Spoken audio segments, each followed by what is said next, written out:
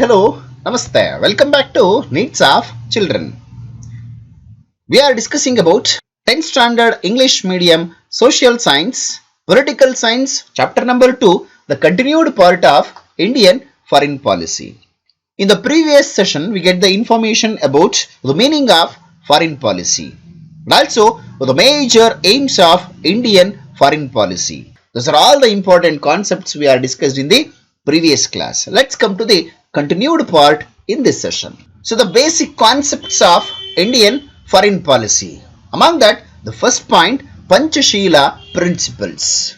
So let's come to the what are these Panchasheela Principles, the concepts of Panchasheela Principles. Though countries have their own social, economical, political and cultural systems, they have always strived to foster healthy relationships with other countries, even though different types of economy, various forms of government, like either it is a democratic country, either it is a communist country, either it is a dictatorship, whatever the part of forms of government, they have their own social, economical, political and cultural systems. Based on the similar lines, in 1954, both India and China accepted Panchasheela Principles to foster their international relationship. That means Panchasheela Principles were signed between India and China in the year 1954 to foster their international relationship. During that time, India, represented by Jawaharlal Nehru as a Prime Minister of India. From the China, Chou Enlai was the Prime Minister from the China side. And what are those Panchasheela Principles? So, as the following 5 important Panchasheela Principles, 5 important principles are considered as the Panchasheela Principles. So, among that, the first one, respecting each other's sovereignty and regional interests. Between India and China, each countries, they have to respect sovereignty and also regional interests. That is the first principle. And the second one, non-invention of each other. They should not be invade each other. And the third one, non-interference in each others' internal issues. They should not be, either China or India, they should not be interfere in the matters of internal issues. Mutual cooperation and respect.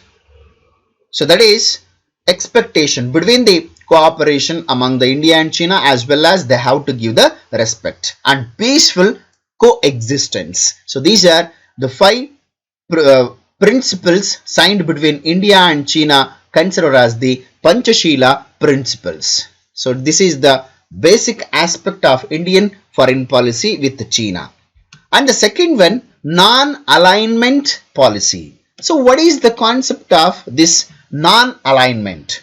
After the Second World War, the entire world divided into 2 important blocks. The 2 important blocks were considered as the one, it is democratic countries, and another one it is called as the communist countries. Whereas democratic countries were under the leadership of USA, whereas communist countries were led by USSR, United States of America, democratic countries, whereas communist countries, United Soviet Socialist Russia. So these are the 2 blocks. In this crucial condition, India, it is nor supported to America, neither USSR, become neutral, and it followed the policy called as non-allied, either of these blocks. It was successful in commanding the faith from both the blocks, and from both the countries, both the blocks, India got benefits like financial assistance from America, secured military aid, that is from the USSR. That is the benefit has been gained by India with following non-alignment, becoming neutral. It is not supported to USA or to USSR. So that is the wonderful foreign policy was framed by Jawaharlal Nehru. And it also dealt every international event independently and welcomed and criticized any issues independently. So whoever, whatever the problems it has been arised during those time, those are all the criticized, it is welcomed and independently faced. Those are all the problems. Anyhow, the credit of creating an independent policy of being non-allied and making it a part of the foreign policy goes to India, because of during those time when the whole world it is divided into two blocks like USA and USSR. Either the countries they have to support USA nor to USSR. They have become somehow dilemma by the countries. That dilemma it has been solved by India becoming neutral, followed the policy it is called as non-alignment policy. So that it is considered as one of the wonderful foreign policy contribution given by India to the world. After Nehru, the prime ministers like Lal Bahadur Shastri, Indira Gandhi followed the principle of eye for an eye in foreign policy. But the wars held in 1965 and 1971 with Pakistan were guided by this policy. In the year 1971, India-Pakistan war, Bangladesh was liberated from the Pakistan. So today what we are going to be called as Bangladesh. Before 1971 it was called as the East Pakistan, but now it is independent from Pakistan and it is considered as a liberated country from the Pakistan. Bangladesh got independence in the year 1971. After that, the Prime Minister of Atal Bihari Vajpayee tried to reform our foreign policy and strived to have better relationship with Pakistan. And the third one, the very important concept, anti-imperialism. But the foreign policy of India opposes this imperialism. Then what is the concept of imperialism? The concept of imperialism is an attempt by a sovereign country to take over another sovereign country with the intention of ruling it for its personal gains. Once again, the concept of imperialism is an attempt by a sovereign country, independent country, supreme country, take over another sovereign country with the intention of ruling, it for its personal gains. That is, we used to be called as imperialism.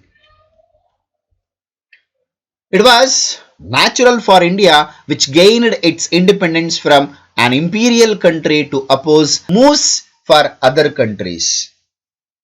So, as no corner of world shall have imperialism, declared India in the Conference of Asian Countries, which was held in the year 1949 and 1955, held in New Delhi and Bandung.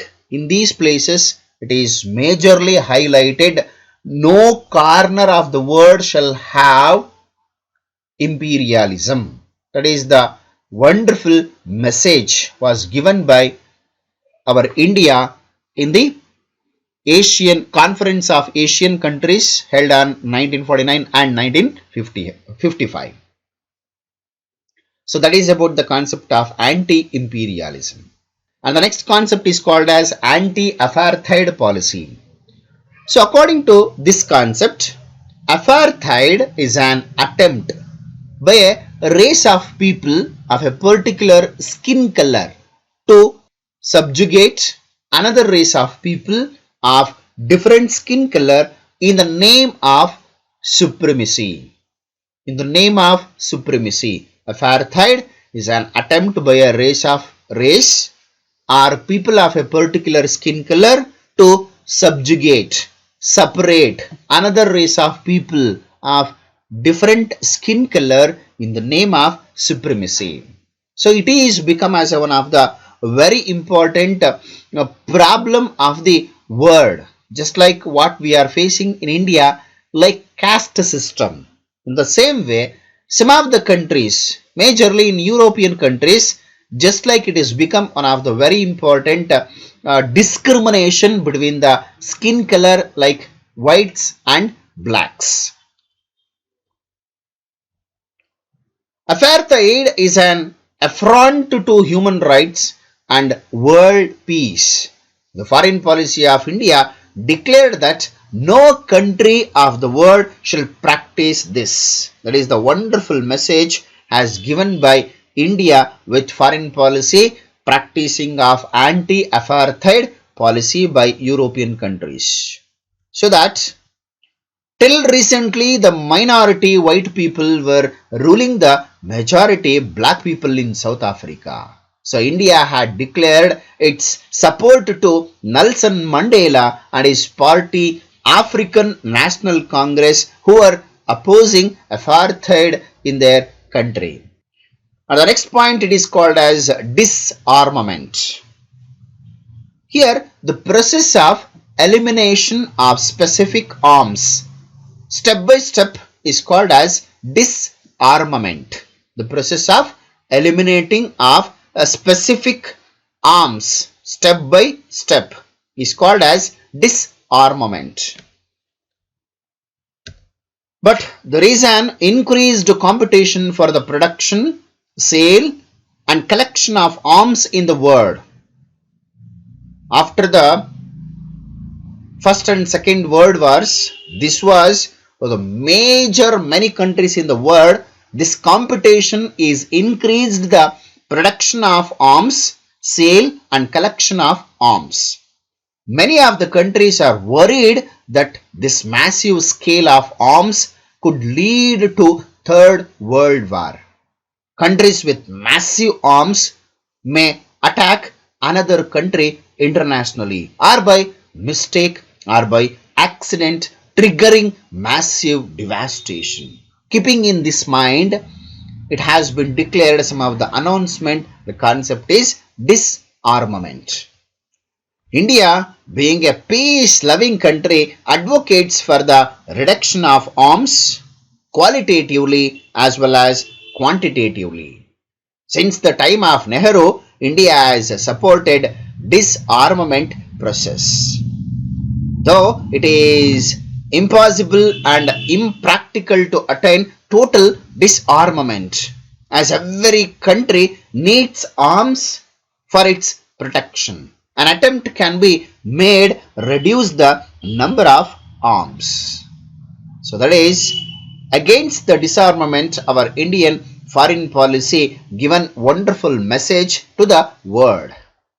The Constitution of India's Article number 51 advocates for a foreign policy that aims at establishing international peace and cooperation. The Department of External Affairs of the central government plays a decisive role in formulating our foreign policy, whereas it always considers our national interest and public opinion. As Indian foreign policy aims at strengthening United Nations Organization, India strives to have strong foreign relationship with the countries of the world through SAARC, South Asian Association Regional Cooperation, and Commonwealth of Nations as well. Moreover, India has been one of the major members of UNO. So that is as the very important concepts of basic aspects of our Indian foreign policy. So that's it about the today's session. The lesson is an end. In case of if you having any doubts related to entire the lesson, You can comment in the comment box. I will solve your doubts. And I will come back with the next video. Until, keep watching my channel. Thank you. See you in the next session. Bye-bye. Take care.